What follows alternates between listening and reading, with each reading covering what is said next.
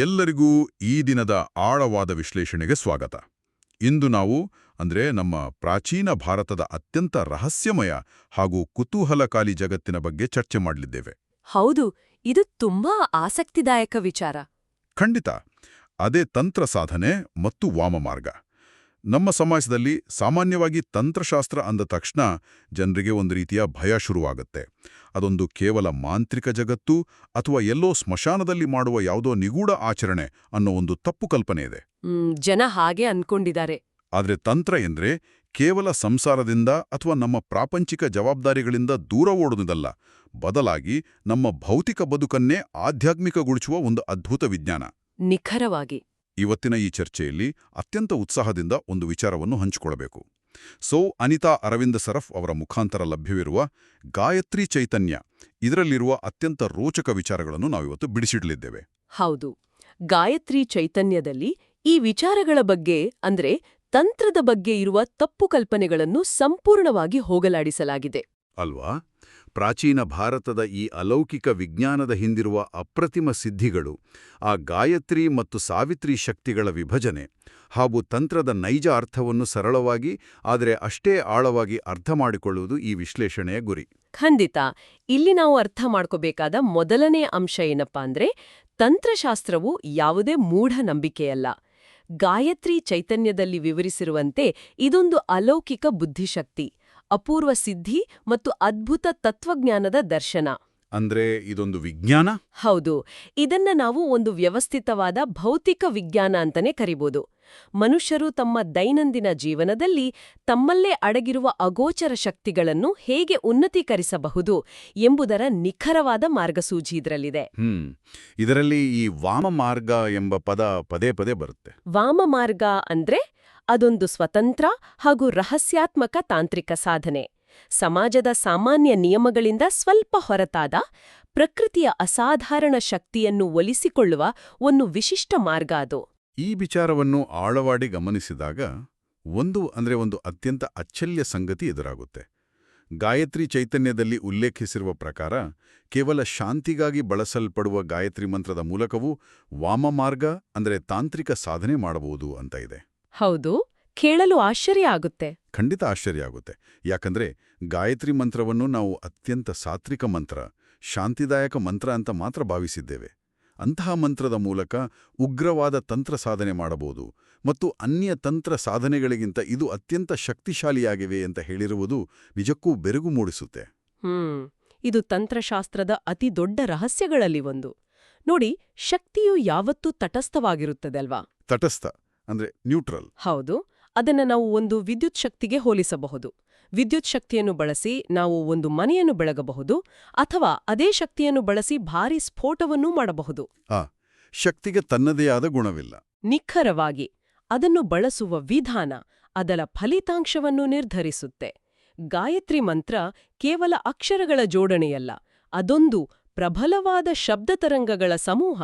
ಗಾಯತ್ರಿ ಚೈತನ್ಯದಲ್ಲಿ ಈ ಶಬ್ದತರಂಗಗಳನ್ನು ವಾಮಮಾರ್ಗದಲ್ಲಿ ಬಳಸಿದಾಗ ಲಭಿಸುವ ಸಿದ್ಧಿಗಳ ಒಂದು ದೊಡ್ಡ ಪಟ್ಟಿಯನ್ನೇ ನೀಡಲಾಗಿದೆ. ಆ ಪಟ್ಟಿಯ ಬಗ್ಗೆ ನಾವು ಸ್ವಲ್ಪ ಖಂಡಿತ.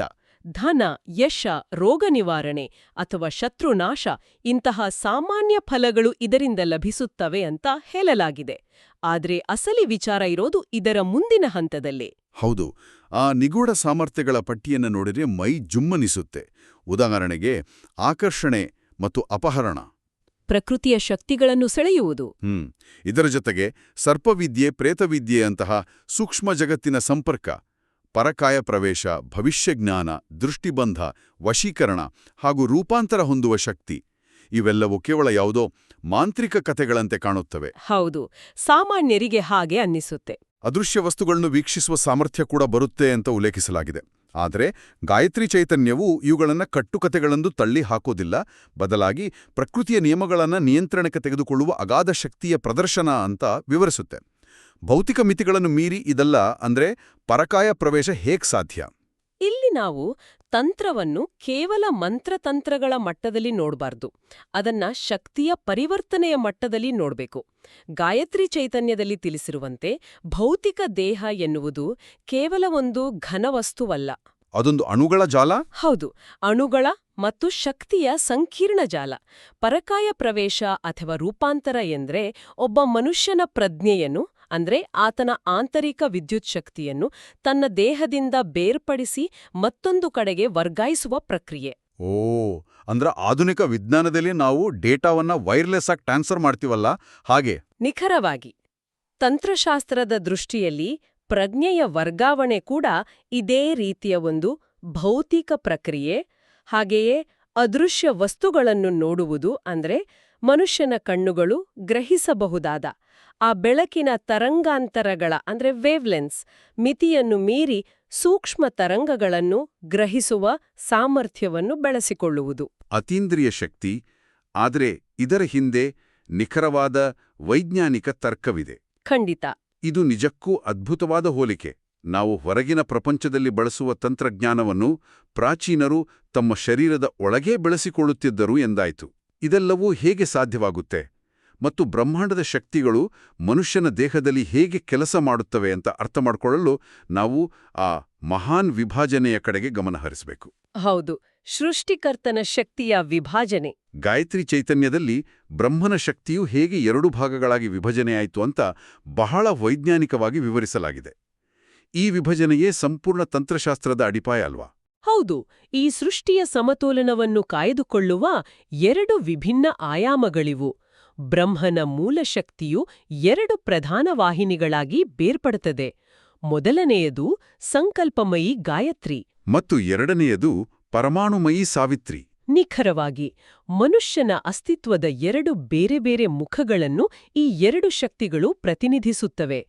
ಸಂಕಲ್ಪಮಯಿ ಗಾಯತ್ರಿ ಆಂತರಿಕ ಪ್ರಪಂಚಕ್ಕೆ ಸಂಬಂಧಿಸಿದ್ರೆ, ಪರಮಾಣುಮಯಿ ಸಾವಿತ್ರಿ ಎನ್ನುವುದು ಬಾಹ್ಯ ಅಂದ್ರೆ ಭೌತಿಕ ಪ್ರಪಂಚದ ಶಕ್ತಿಗಳನ್ನು ಆಳುವ ವಾಹಿನಿಯಾಗಿದೆ.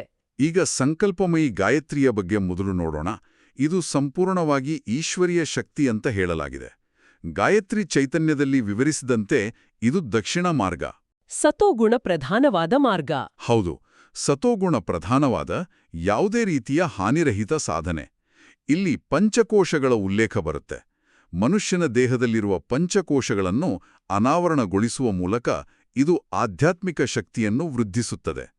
ಯೋಗ ಸಾಧನೆ, ನಿಗಮ, ವೇದ ಹಾಗೂ ರಾಜಯೋಗದ ಜ್ಞಾನ ಮಾರ್ಗವೆಲ್ಲವೂ ಈ ಸಂಕಲ್ಪಮಯಿ ಗಾಯತ್ರಿಯ ವ್ಯಾಪ್ತಿಯಲ್ಲಿ ಬರುತ್ತೆ.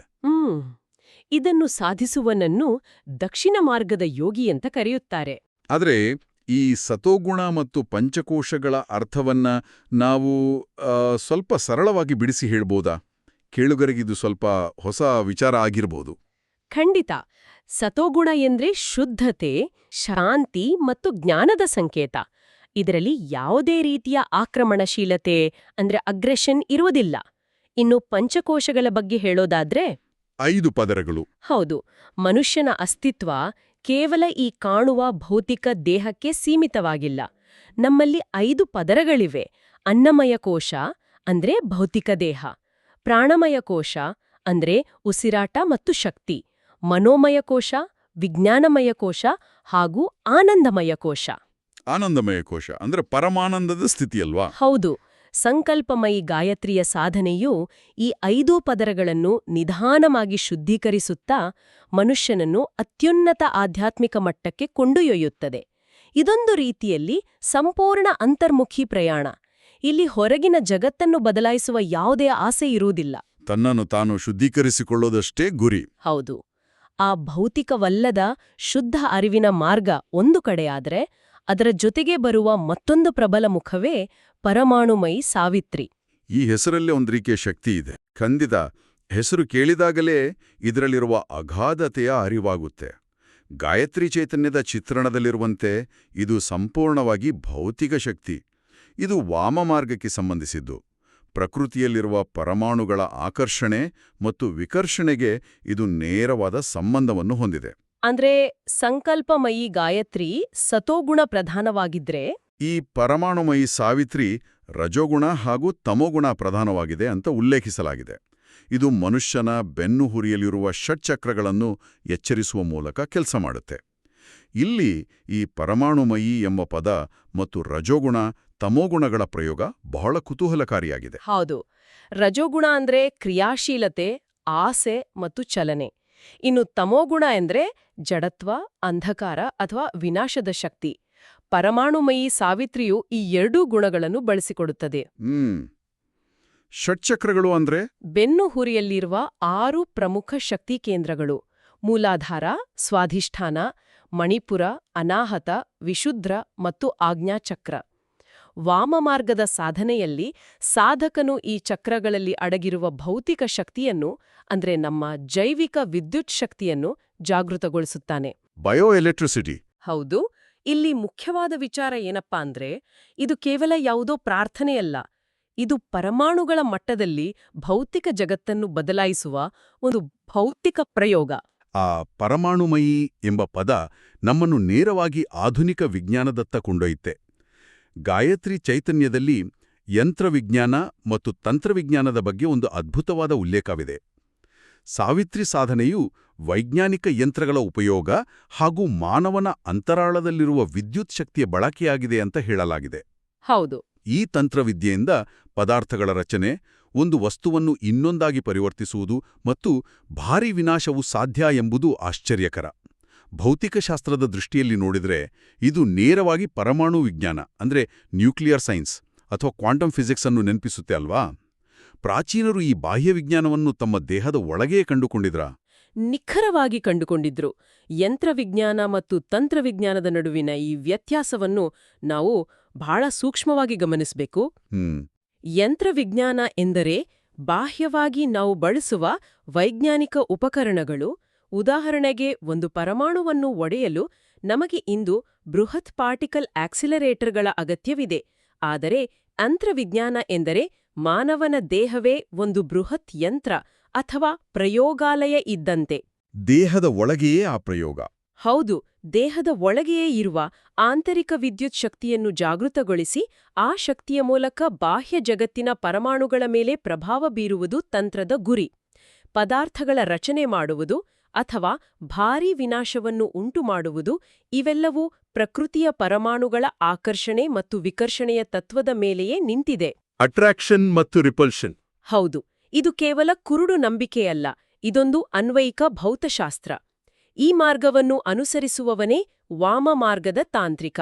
ಇದು ಆಗಮ, ತಂತ್ರಮಾರ್ಗ ಹಾಗೂ ಹಠಯೋಗವನ್ನು ಒಳಗೊಂಡಿರುವ ಅತ್ಯಂತ ಸಂಕೀರ್ಣ ಪ್ರಕ್ರಿಯೆ. ಈ ವಿಚಾರವನ್ನು ಹೀಗೆ ಮುಂದುವರಿಸುತ್ತಾ ಶರೀರ ವಿಜ್ಞಾನದ ಬಗ್ಗೆ ಚರ್ಚಿಸುವುದು ಅತ್ಯಗತ್ಯ.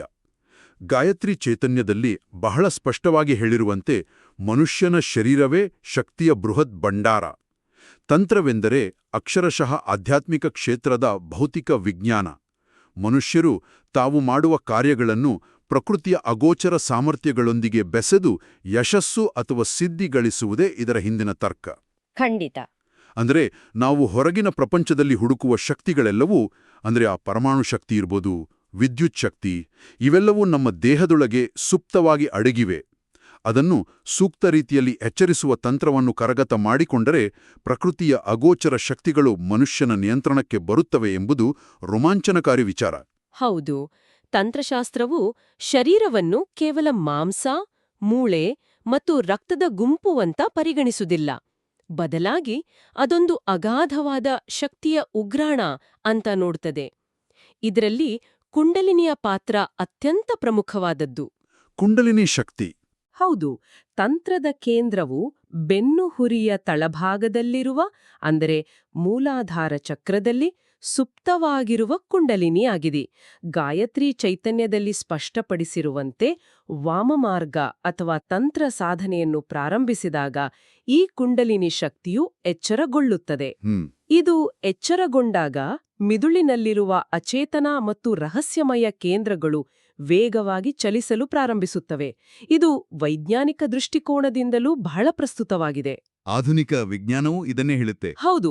ಆಧುನಿಕ ನರವಿಜ್ಞಾನ ಹೇಳುವಂತೆ ಮನುಷ್ಯರು ತಮ್ಮ ಮಿದುಳಿನ ಅತ್ಯಂತ ಸಣ್ಣ ಭಾಗವನ್ನು ಮಾತ್ರ ಸಕ್ರಿಯವಾಗಿ ಬಳಸ್ತಾರೆ. ಮಿದುಳಿನ ಹೆಚ್ಚಿನ ಭಾಗ ಸುಪ್ತವಾಗಿಯೇ ಇರುತ್ತದೆ. ತಂತ್ರಶಾಸ್ತ್ರವು ಈ ಅಚೇತನ ಕೇಂದ್ರಗಳನ್ನು, ಅವಿಜ್ಞಾತ ಮತ್ತು ಅತೀಂದ್ರಿಯ ಸಂವೇದನಾ ಕೇಂದ್ರಗಳನ್ನು ಆಂತರಿಕ ವಿದ್ಯುತ್ ಶಕ್ತಿಯ ಮೂಲಕ ಜಾಗೃತಗೊಳಿಸುವ ಪ್ರಕ್ರಿಯೆಯಾಗಿದೆ. ಈ ಕುಂಡಲಿನಿ ಜಾಗೃತಿಯಿಂದ ಮಿದುಳಿನ ಸುಪ್ತ ಕೇಂದ್ರಗಳು ಎಚ್ಚರಗೊಳ್ಳುತ್ತವೆ ಮನುಷ್ಯನು ಅತೀಂದ್ರಿಯ ಶಕ್ತಿಗಳನ್ನು ಪಡೆಯುತ್ತಾನೆ ಎಂಬುದು ಕೇಳಲು ಎಷ್ಟು ಆಕರ್ಷಕವಾಗಿದೆಯೋ ಅದನ್ನು ಸಾಧಿಸುವುದು ಅಷ್ಟೇ ಕಠಿಣ. ಖಂಡಿತ ಕಠಿಣ. ಗಾಯತ್ರಿ ಚೈತನ್ಯದಲ್ಲಿ ಮೇರುತಂತ್ರದ ಒಂದು ಉಲ್ಲೇಖವಿದೆ.